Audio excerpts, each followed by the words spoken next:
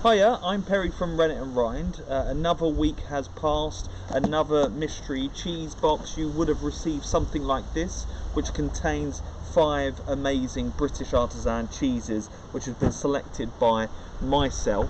So in that box you would have received, obviously, the 5 cheeses. You would have received the structured tasting notes to tell you everything special. Sorry, it's a bit windy outside. Everything special about these cheeses, how to look after them, and also, of course, you ate more British cheese, so well done you. The industry, as I say every week, really needs it, and we're so glad that you're supporting them. So you receive 5 cheeses, about 250 grams, depending on our cutting. You know, we try our best, and I think I have a few people to thank for that. Actually, behind me selecting these cheeses and maturing, I have like an amazing team of people, and yeah, I never mentioned them, so I should this week. And that's Callum, Phil, Liam and Jason. They're the guys behind who helped me package this, put it all together, and obviously, you know, I'm getting the glory because I'm on the video, but it's not just me, it's those guys as well. So let's dive in. So thanks to them, but let's dive into the first cheese. The first cheese that we have is from Wiltshire by Julianna, and it's a wash rind cheese. This is your soft cheese. You know, fairly soft but a little bit more rigid than usual. As some of you who have been buying these boxes week in, week out, first of all, thank you very much, will know the key descriptors of a wash rind cheese. And this is this kind of sticky, mottled rind, a little bit pongy, but hey, that's what cheese is about. This orangey rind depicts that it's been washed in a brine, and the brine is like a water and salt solution, round about like 2%, you know, of salt. And basically every couple of days the cheese is washed in this solution, and it promotes good bacteria within the rind to make that cheese taste amazing. So this is, as we can see on the paste, it's yellow, and that indicates that it's a cow's milk. Let's give it a smell. Pongy, you know, of course, you know, mainly on the rind. Is a thin cheese, so you're going to get that more with overrain because of, you know, dairy kind of freshness grass that's going in. So let's not hold about and dive right in. Texture is tacky, and that's really nice. Mine's still a little bit cold, so I would probably leave it out for, you know, a little bit longer. Really gentle flavours. Nothing too bounding and overpowering, which is a bit of a trick of the mind with the pongy cheeses. You always think that's where the flavour's going to be, but not really. This is a mellow, dairy, grassy, lactic eggs cheese, which is really easy. Great cheese to get us started with. So thank you so much, Juliana. You are a superb cheese maker. Our next cheese is, let me just check my notes, is Westcombe Cheddar. Westcombe Cheddar is made down in Somerset by Tom Calver, amazing cheddar maker, one of my favourites. You've been trying our older profiles recently. This one is slightly younger. Interesting thing about my cheese is you might not be able to see it here, but it's got this little cylindrical core in, and that basically means that I've tested it. So every cheese that comes in, I get a core, I put it into the cheese, I pull it out, and it gives me a perfect little ball of a depiction of what that cheese looks like, and it leaves this kind of runner that's down there, and it gives me an idea of what that cheese is going to be and what it tastes like, smells like. So unpasteurised cheddar from down in Somerset by Tom. Acidity, you know, smell, you know, obviously the colour is indicating that it's cow. You know, you've got this acidity kind of edge that's there. You know it's going to be tangy. You immediately recognise that it's cheddar. Robust cheese in terms of texture. You know, rigid. Doesn't want to give in too much. That tanginess is there, running all the way through, with some like little kind of like zings going through the journey, some little uppers. And it dissipates as it gets warmer, and you get this nice coating. Bitterness comes in there a little bit more hoppy, and beautiful savoury notes, which is yeah, phenomenal cheese. You're gonna love that cheddar. Actually, cheddars are always popular on the list. Next cheese that we have is a sheep's milk cheese, Berkswell, which is a favourite of mine.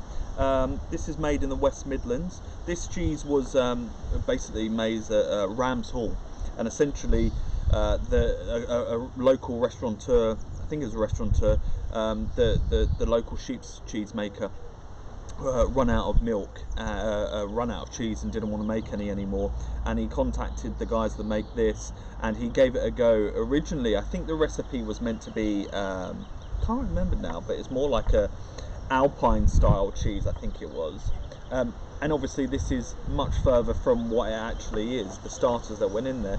So you've got that sheep's kind of flavour that's kind of there. You know, if I take a look, and it's sheep's milk, obviously clearly that white ivory kind of thing that's going on. You can see that there's these mottled marks that are there, and you can understand that it's got this kind of real dryness that you're going to anticipate to have. So smell, you're getting that farm sheepiness that's coming through, sometimes unavoidable in sheep milk cheeses. That dryness I was talking about is immediately there. You know, it's got this kind of slight pineapple-y kind of difference, rolls into the savoury, floral edge. There's a flavour in there I can't quite work out, but you know, delicious. Really nice cheese. Really like going into these areas. You know, at the moment we've got like delicate dairy flavours, moving into strong acidic tang, into kind of this savoury edge that we have on the sheep's milk. Really nice. That's Berkswell. The next cheese is another one from Tom, but it's a really great one. It's called Duckett's Caerphilly, and it's an amazing cheese. It's made by Tom in Westcombe, down in Somerset. He didn't want to see, basically this, Chris Duckett used to make this Caerphilly recipe, and it's a really old school type of thing, and he essentially you know, wasn't too well, wanting to stop making the cheese. Tom was a massive fan of it and said, you know, give me your brine and I'll sort it out. And this cheese is matured underneath his house in Somerset, and he has a natural stream that runs through there.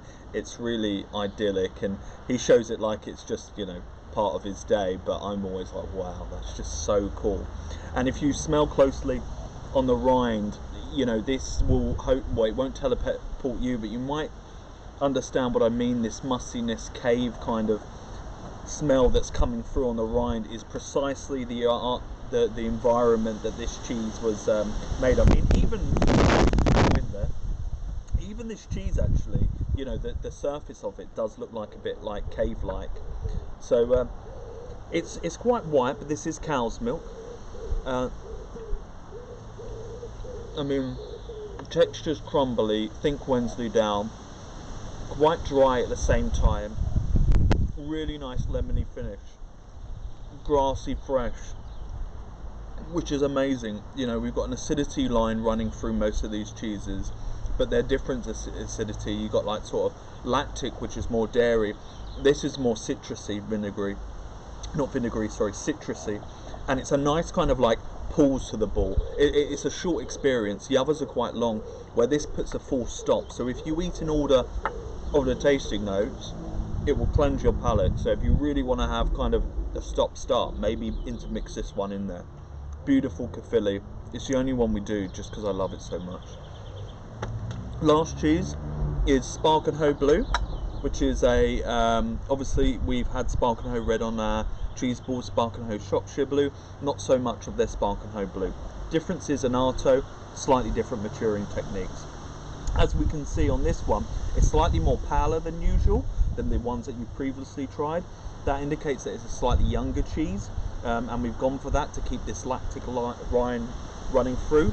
Bluing is really consistent, which is just the mark of a great needler. So these little needles go into the side of the cheese, oxygen seeps in there and creates this bluing, you know, which is first involved in the starter cultures which they use, which is penicillium roqueforti. Let me give that a cut. Crumbly texture that's there, which you should expect from a Stilton, particularly a younger Stilton. I normally say about like the Cropwell that we had last week, dark black. This is a slightly lighter blue, so I'm going to expect just sort of less of those flavours that are coming through. Really nice, clean flavour. typical bluing, you know, bitterness, that's kind of aromas that are there. Texture is gorgeous,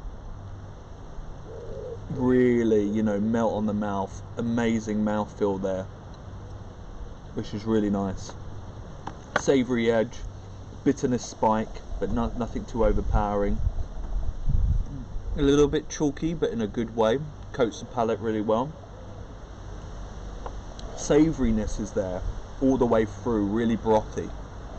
You know, the saltiness is mineral. It's not like clean table salt.